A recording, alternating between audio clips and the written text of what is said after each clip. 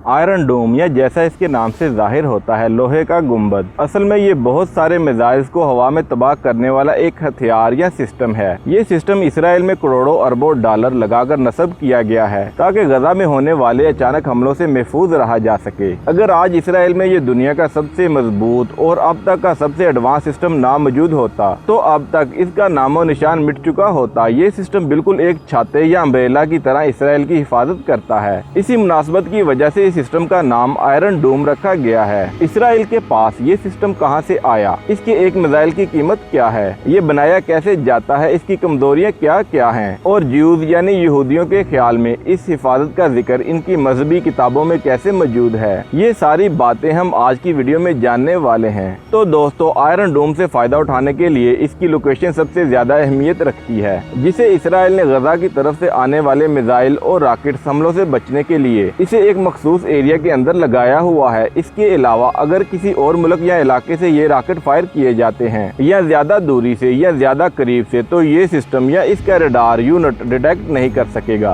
क्योंकि गजा से आने वाले मिसाइल एक ऊंचाई पर जाकर वापस टारगेट पर गिरने लगते हैं या इंटरसेप्ट करते हैं। आयरन डोम मिसाइल को इसके रडार से जरा पहले लगाया जाता है, जैसा कि आप स्क्रीन पर देख रहे हैं, ताकि ये ऊंचाई पर हमला करने वाले मिसाइल को हवा में ही डिटेक्ट करके नीचे गिरने से पहले ही तबाह कर सके। ये टेक्नोलॉजी रडार की मदद से ये अंदाजा भी लगा लेती है कि ये मिसाइल ज्यादा इलाके वाले आबादी की तरफ बढ़ रहा है या वीराने की तरफ, या फिर ये टारगेट पर पहुंच पाएगा या नहीं। इसका फायदा ये होता है कि ऐसे मिसाइल जो आबादी की तरफ ना बढ़ रहे हों, इन्हें तबाह नहीं किया जाता बल्कि इन्हें ऐसे ही छोड़ देते हैं, क्योंकि आयरन डोम की हर मिसाइल की कीमत $1,50,000 यानी पाकिस्तानी तकरीबन 2,30,00,000 रुपए बनते हैं। यानी इसराइल का जानी और इंफ्रास्ट्रक्चर का नुकसान भले ना हो, लेकिन इनकी इकोनॉमी को नुकसान अच्छा खासा पहुंच जाता है। इस प्रोजेक्ट में अमेरिका ने इसे इमदाद के तौर पर 20 करोड़ रुपए भी दिए थे, जिसकी बुनियाद सन 2006 के अंदर इस वक्त रखी गई, जब इसराइल और जनूबी लबनान में मौजूद हिजबुल्लाह के दरमियान शदीद लड़ाई चल रही थी, जिसकी वजह से दोनों तरफ से खूब रॉकेट्स दागे जा रहे थे।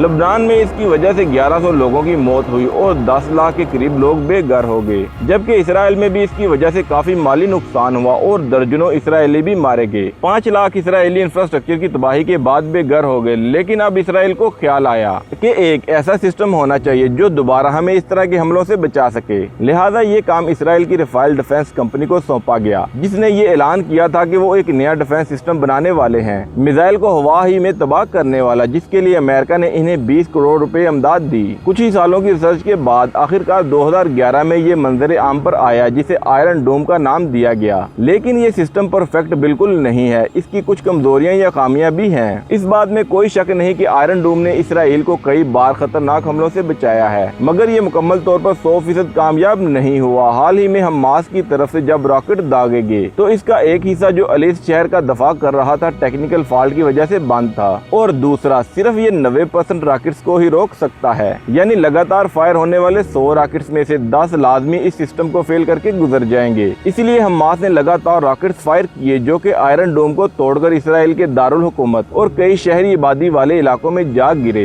ये गजा के बाहर से आने वाले रॉकेट्स को भी नहीं रोक सकता, खास तौर पर वो जो गजा के ऊपर से गुजरने की बजाय किसी और डायरेक्शन से आ रहे हों। इस डिफेंस सिस्टम पर वो इतना ज्यादा भरोसा करते हैं कि ना तो जुल्म से बाज आते हैं और ना ही इस मसले का हल निकालने पर तैयार हैं, क्योंकि इस डिफेंस सिस्टम के बारे में इनका मानना है कि तौरात में इस हिफाजत का जिक्र खुदा की तरफ से बुक ऑफ ईसाई के अंदर बयान किया गया है, जो कि खुदा के दुनिया में मुस्तकबिल के मंसूबों पर फोकस करती है, जिसके अंदर लिखा है कि खुदा कैसे एक मजार की तरह इनके शहर को दिन के वक्त बादलों की तरह और रात में आग के शोलों से कैसे एक हिफाजती गुंबद की तरह इनको बचाएगा, जैसे कपड़े जिस्म को बचाते हैं, जिसके बाद इनका अच्छा वक्त शुरू हो जाएगा। जबकि क्रिश्चियन पादरियों के मुताबिक एज़ेकियल 39 के अंदर लिखा हुआ है कि एक वक्त आएगा जब अर्ज़ मुकद्दस पर यानी यरूशलेम पर, जो कि इसराइल के अंदर मौजूद है, इसके जुनूब से मुतहद्दा कुव्वतें मिलकर इस पर हमला करेंगी, जो कि आज के दौर के मुताबिक वो रशिया, ईरान और सीरिया को मानते हैं। हम जानते हैं कि अलहामी किताबों के अंदर खास तौर पर तौरात में रद्दोबदल करने का इस कौम का कोई सानी नहीं है, जबकि अंजील में भी वक्त गुजरने के साथ साथ यही सलूक किया गया। इन आयात से तो ऐसा लगता है जैसे खुदा ने इस कौम को नहती मजलूम कौम पर जुल्म करने, इनके घर छीन कर तबाह करने या इन्हें कत्ल करने का फ्री लाइसेंस दे दिया है। और जाहिर है कि खुदा की जात कुरान पाक में फरमाती है कि जिसने एक इंसान का नाहक कत्ल किया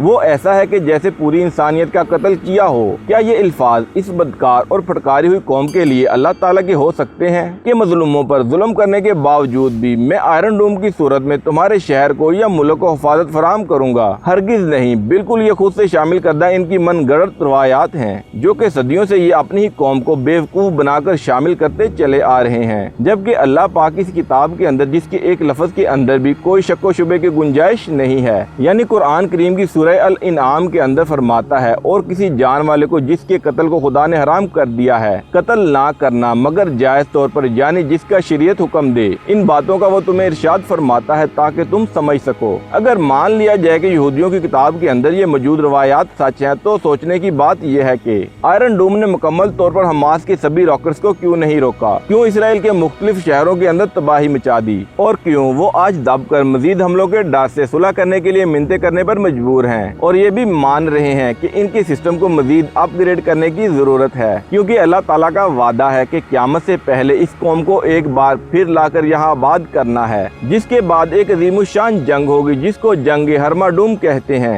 इसके अंदर हक और बातिल दोनों अलग अलग हो जाएंगे, और हर एक यहूदी जो कि दरख्त के पीछे भी छुपा होगा, वो दरख्त खुद बोलकर यहूदी के छुपने की खबर देगा और मुसलमान इसे कत्ल करेंगे, सिवाय एक खास दरख्त के जिसे वो अपने मुल्क के अंदर धड़ाधड़ लगा रहे हैं, क्योंकि इस कौम को अल्लाह ताला की तरफ से हर तरह की नेमत देने के बावजूद नाफरमानी करने, नबियों को जुटलाने, इन्हें जलील करने और कत्ल करने का हिसाब अभी दुनिया में देना बाकी है। तो दोस्तों, ये सब कुछ आज के लिए था, देखने का शुक्रिया। मुझे उम्मीद है कि आपको ये वीडियो पसंद आई होगी। वैसे दोस्तों, आप कमेंट्स करके इसराइल के मुतालिक अपनी राय का इजहार जरूर करें, और ये वीडियो पसंद आई है तो लाइक और सब्सक्राइब करना ना भूलें। फ्यूचर वीडियोस देखने के लिए मिलते हैं अगली वीडियो के साथ।